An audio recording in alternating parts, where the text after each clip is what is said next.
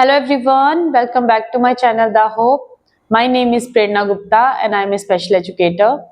Dear parents, आज के topic में आपके लिए लेके आई हूँ बच्चों के राइटिंग से रिलेटेड। बच्चे को राइटिंग किस तरह से सिखानी है, क्या क्या स्टेप्स रहेंगे, उसके ऊपर ऑलरेडी मैंने अपने चैनल पे वीडियोस बनाई हुई हैं। जो लास्ट वीडियो पोस्ट की थी मैंने, उसमें हमने सीखा था कि हम बच्चे को नंबर्स किस तरह से लिखवाएंगे, लेटर्स किस तरह से लिखवाएंगे, तो वो सारी वीडियो डिटेल में मैंने आपके लिए बनाई थी। अभी उसके बाद बच्चे को क्या करवाएंगे, आज के टॉपिक में हम उसके रिलेटेड बात करेंगे। जिन्होंने अभी तक मेरे चैनल को सब्सक्राइब नहीं किया है जो तो जल्दी से चैनल को सब्सक्राइब कर लीजिए, और जिन्होंने ऑलरेडी करके रखा है उनके लिए thank you. Dear parents, work related बात करने से पहले ना मैं एक छोटा सा अपना एक्सपीरियंस आपके साथ शेयर करना चाहती हूँ, जो मैंने बहुत से पेरेंट्स से सुना कि पेरेंट्स को भी आइडिया ही नहीं है कि बच्चों को स्पेशल एजुकेशन में राइटिंग रिलेटेड भी वर्क करवाया जाता है।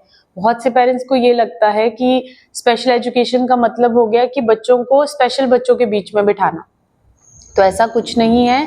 अगर आपको नहीं नॉलेज है, आप वहाँ कंफर्म कीजिए जहाँ भी आप थेरेपीज ले रहे हैं कि आपके बच्चे को किस किस थेरेपी में क्या क्या करवाया जा रहा है, क्या क्या एक्टिविटीज करवाई जा रही हैं। और इसी में कुछ पेरेंट्स ऐसे हैं जिनके बच्चे सिर्फ राइटिंग में 50 या 100 तक काउंटिंग लिखते हैं या A to Z लेटर्स लिखते हैं, उसके अलावा उन्हें कुछ नहीं आता। उसके बीच में हम क्या करवा सकते हैं। मैं यहाँ अपने बच्चों को जब भी राइटिंग पार्ट करवाती हूँ, जो स्कूल्स में एक सिलेबस यूज किया जाता है बच्चों को वर्क करवाने से रिलेटेड, मैं उस तरह का ही सिलेबस बच्चे को करवाती हूँ, ताकि मेरे बच्चे को थोड़ा कॉन्सेप्ट हो बट डीपली कॉन्सेप्ट हो, उसको आगे पीछे के वो सारे कॉन्सेप्ट्स क्लियर हो, like after, before, between, backward counting या मैचिंग से रिलेटेड जो भी आपके एरियाज आएंगे वो उस तरह से आप करवा सकते हैं। अगर आप मेरी वीडियोस को फॉलो कर रहे हैं और आप उसी पैटर्न से अपने बच्चे को करवा रहे हैं वर्क, तो आप बहुत इजीली, बहुत अच्छे से अपने बच्चे को एकेडमिकली घर पे इम्प्रूव कर सकते हैं। जो हमारा आज का टॉपिक रहेगा, हमने लास्ट वीडियो में जो सीखा था, लेटर्स लिखने सीखे थे। अभी आपने बच्चों को मैचिंग किस तरह से करवानी है। जब भी आप बच्चे को मैचिंग करवाएंगे तो आप मैचिंग में पहले वही लेटर लेंगे जो हमने राइटिंग में स्टार्टिंग में लिए थे, जैसे HTLIEF जैसे लेटर हो गए, तो वो सिंपल वाले लेटर आप बच्चे को मैचिंग में लेंगे। दो चीजें यहाँ आप मेन हमेशा ध्यान रखेंगे, एक जो भी आपका हेडिंग है, जो भी आपका क्वेश्चन है, जरूर आप बच्चे से रीड करवाएंगे। रीड करवाने का मतलब जो बच्चे नहीं बोल पा रहे हैं तो आप बच्चे को कॉन्सेप्ट करवाएंगे कि हम क्या कर रहे हैं, मैचिंग। किस चीज की मैचिंग कर रहे हैं हम, अल्फाबेट्स की मैचिंग कर रहे हैं। जैसे H को H से मैच करेंगे, T को T से मैच करेंगे, तो आप उसको बोल के पहले कॉन्सेप्ट क्लियर करवाएंगे, देन उससे मैचिंग करवाएंगे। और जब भी आप मैचिंग या कोई भी राइटिंग पार्ट करवाएंगे, आपकी कॉपी ऐसी नीट एंड क्लीन होनी चाहिए। जितने अच्छे से नीट एंड क्लीन आपने नोटबुक अपनी बनाई होगी, बच्चा उतने अच्छे से लर्न करेगा, चीजों को सीखेगा। सिंपली आपने बच्चे को बोलना है यहाँ कि वो, सॉरी पेरेंट्स, सिंपली आपने बच्चे को यहाँ बोलना है कि वो यहाँ H को H के साथ मैच करेगा, T को T के साथ मैच करेगा, L को L के साथ, I को I के साथ और E को E के साथ। आपने इस तरह से बच्चे को करवाना है, ठीक है। ये डॉट्स भी मैंने यहाँ इसीलिए मेंशन किए हुए हैं ताकि बच्चा ना पॉइंट टू पॉइंट मैच करना सीखे। नहीं तो बच्चे यहाँ क्या करते हैं ना कि यहाँ से पेंसिल लेंगे, घुमा घुमा के वहां तक लेके जाएंगे। तो हमने जैसे बच्चों को स्टार्टिंग में डॉट ज्वाइनिंग का कॉन्सेप्ट करवाया था, तो उस तरह से बच्चा point two point neat and clean work करना सीखेगा। जो बहुत से पेरेंट्स को हैंडराइटिंग का इश्यू रहता है, वो भी पेरेंट्स को नहीं रहेगा कि बच्चा नीट एंड क्लीन अपना वर्क करना सीखेगा। मैचिंग आपने करवा दी, जब आपके HTLI का कॉन्सेप्ट आपके बच्चे को अच्छे से आ गया, अब हम उसके बाद करवाएंगे आप अपने बच्चे को लुक एंड मैच। देखिए यहाँ मैंने पिक्चर्स भी दूर दूर बनाई हैं, गैप छोड़ा है बीच में, नीट एंड क्लीन मेरी पिक्चर्स बनी हुई हैं। तो यहाँ मैं बच्चे को जैसे आइडेंटिफाई करवाऊंगी कि ये क्या है, ट्री। तो ट्री को हम किससे मैच करेंगे, T से, ठीक है। लीफ को L से, हैट को H से, आइसक्रीम को यहाँ I से और फिश को F से। इस तरह से आप वर्क करवाओगे। सुंदर, बढ़िया आपने वर्क करवाया। और जब हम राइटिंग पार्ट में सीख रहे थे तो मैंने आपको वहां क्लियर करवाया था कि आप बच्चे को पिक्चर्स की आइडेंटिफिकेशन वहीं साथ साथ में करवाओगे। बच्चा अगर आपको पूरा कॉन्सेप्ट नहीं करके दे रहा है, कि वो प्रॉपरली आइडेंटिफाई नहीं कर रहा है, तो थोड़ा आप उसे बताओ, थोड़ी आप उसकी हेल्प लो कि अच्छा ठीक है ये क्या है, ट्री। तो ट्री किसके साथ जाएगा, देखो क्या लेटर की फर्स्ट साउंड आ रही है, टी से, तो टी के साथ मैच करवाया, ओके इसको यहाँ से यहाँ तक मैच करवाएंगे।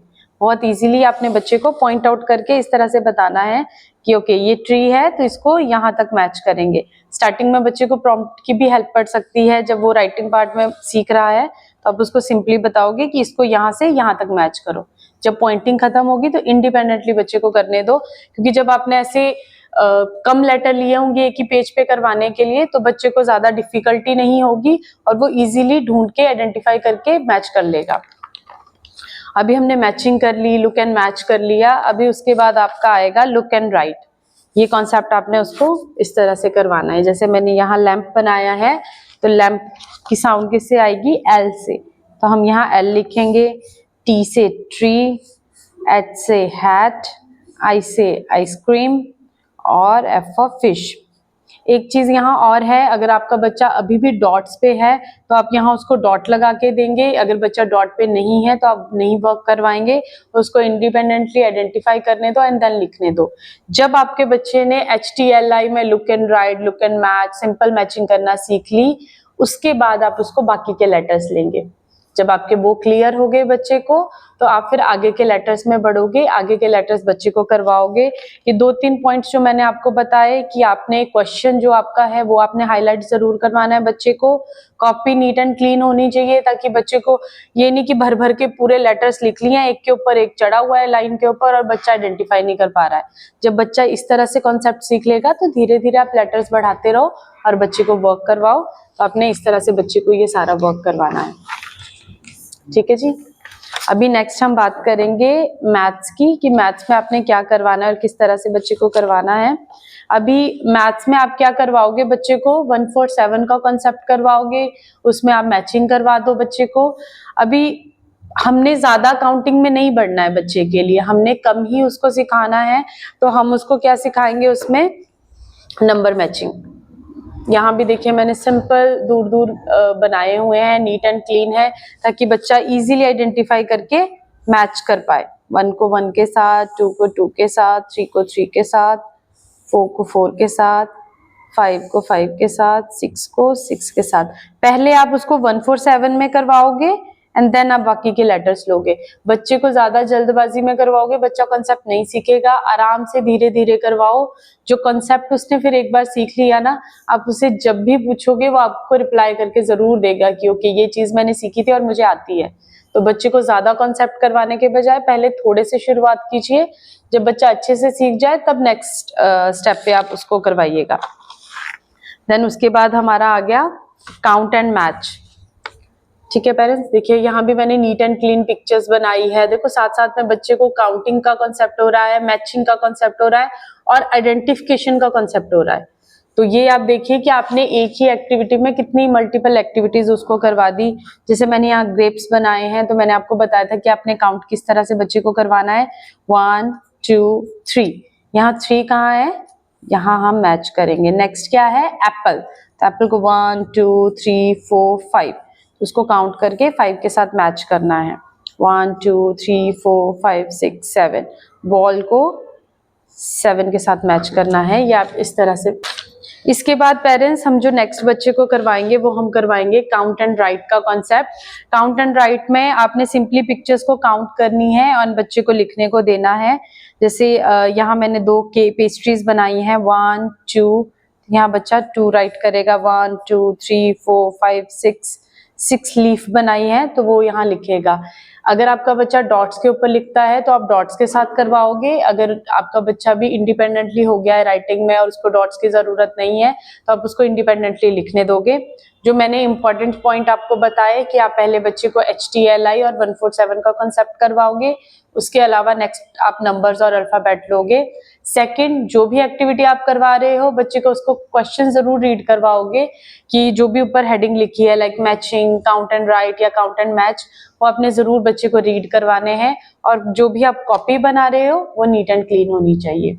तो आई होप मेरा आज का वीडियो आपके लिए पेरेंट्स हेल्पफुल रहा होगा। हेल्पफुल रहा है तो ज्यादा से ज्यादा पेरेंट्स के साथ वीडियो को शेयर कीजिएगा। Thank you.